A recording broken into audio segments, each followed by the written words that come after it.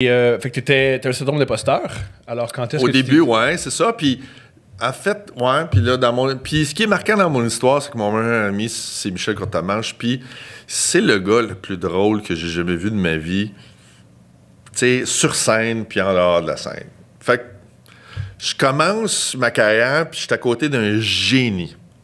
Indéniable. C'est un génie. Il prend l'avion, puis les gens disent...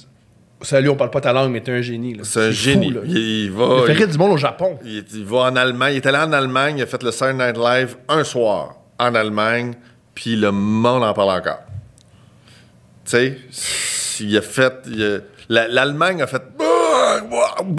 Du jour au lendemain, quand il a fait le Saturday Night Live là-bas, là, il a fait ses numbers. Puis tout le monde a capoté, là, tu sais. Fait que c'est un génie. Puis toi, t'es à côté. Moi, je suis à côté, là. Puis là, je fais de l'impro, puis je suis à côté du monsieur génie. Puis j'ai jamais été jaloux de son talent, puis j'ai jamais été jaloux de son succès.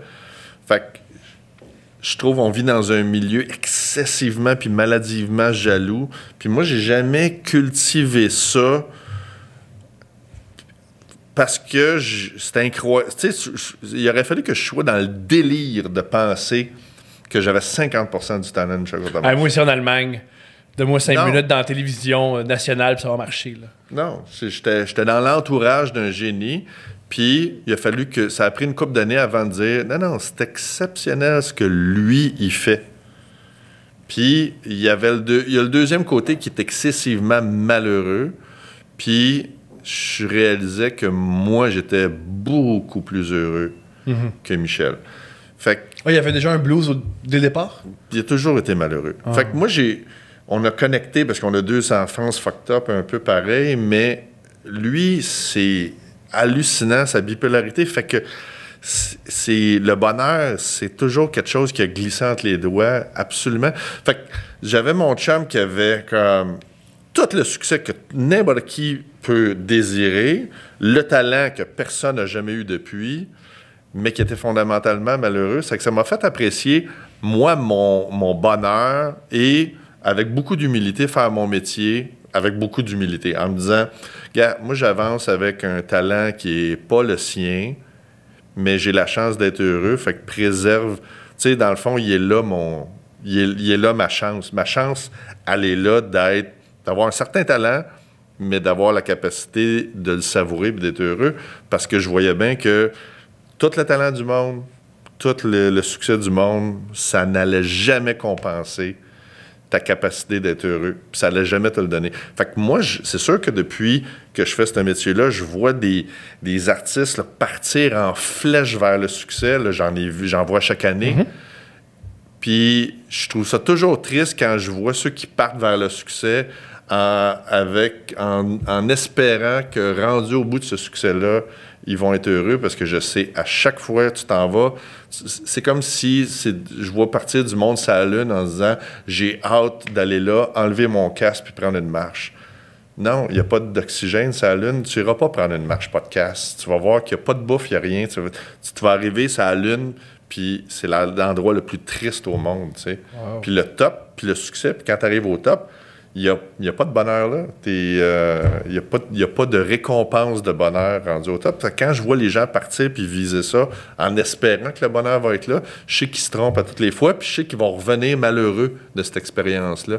Fait que je me suis toujours dit, je suis heureux quand je fais exactement ce que je suis en train de faire aujourd'hui. Ça me donne-tu du bonheur là? Parce que c'est le seul bonheur à m'avoir, il n'y en aura pas d'autre tantôt. C'est vraiment dans l'artisanat. Mais on nous vend ça. C'est dans l'artisanat qu'on a le bonheur, plutôt que dans si j'ai un certain succès, ça va enfin calmer mon anxiété, puis je vais me dire, c'est ça. Mais cette menterie-là, c'est ça, c'est que moi j'aime ça la dire parce qu'elle n'est pas dite souvent. Je comprends. Tu sais, on va te faire à croire, oui. Continue à être malheureux, continue à grinder, puis pas être bien, puis être malheureux, tu vas être heureux tantôt. C'est la meilleure menterie. Il y a quelqu'un quelque part qui te fait faire de quoi, qui fait son affaire quand il dit ça. Mais tout le monde dit ça. Puis moi, j'ai cette expérience-là. Michel, ça a été une chance dans ma vie d'avoir, je réalise, là, c'est une chance exceptionnelle. Là. Parce que tu peux pas avoir plus de succès qu'à cet homme. Je suis comme le meilleur ami de Charlie Chaplin. Tu sais, Charlie Chaplin, il va avoir un meilleur chum, là. Puis lui qui est à côté de Charlie Chaplin, ouais, c'est mon meilleur chum. Charlie Chaplin fait des films, c'est le meilleur au monde. Tu sais, comment après ça, moi, je fais ma journée? Tu sais, comment je gère, moi, ma chance d'être en vie, puis de... Tu sais, il faut pas que ça te rende malheureux, d'avoir que ça soit Charlie Chaplin, ton meilleur chum. Fait que c'est ça, c'est une chance pour moi, c'est un rappel de non. Tu sais, je veux dire, si le succès extrême rendait le monde heureux, Michel aurait été heureux pendant ces grandes années-là. C'était pas le cas. Ben oui. Puis en plus, c'est pas un médicament. Ouais, j'ai souvent cru ça. Moi, je vis dans l'illusion que si j'ai un certain succès, j'aurai plus d'anxiété. Il y a un sweet spot que je suis plus ses nerfs et ma blonde qui a vu beaucoup d'artistes, elle passe tout le temps à rire en disant... Oui, puis non seulement, puis ça va être pire parce que tu vas être anxieux, puis il n'y a personne qui va avoir d'empathie pour toi parce que tu vas avoir tellement de succès, ils vont dire... Tu dois être bien. Ben, Chris... T'as 14 oliviers, tes salles sont pleines, tu viens de faire 3 films, t'es anxieux, mange la merde. Tu peux plus être une victime! Fait que tu peux même plus avoir la compassion de monsieur, madame, tout le monde. Oh. Fait que c'est le grand drame. Ton anxiété, si tu règles pas en cours de route, elle va être encore là, puis tu n'auras plus l'aide des gens autour. Alors, regarde comment on méprise les gens riches et célèbres qui ont des problèmes mentaux, puis on les aide pas. Tu sais, c'est pas normal. West, c'est pas normal d'avoir une société qui laisse aller, mettons, tu sais, Michael Jackson, de se refaire la face comme il l'a fait dans toutes ces années, puis faire comme... Quand de toute évidence... ça allait pas bien. Oui, parce qu'il s'est fait battre par son père, puis son père, il le traitait de gros qu'un gros nez. Puis il a toujours été obsédé par son gros nez, parce que son père le frappait parce qu'il avait un gros nez. Alors que Chris, je suis capable de vivre avec le mien, moi. Sereinement. De façon sereine.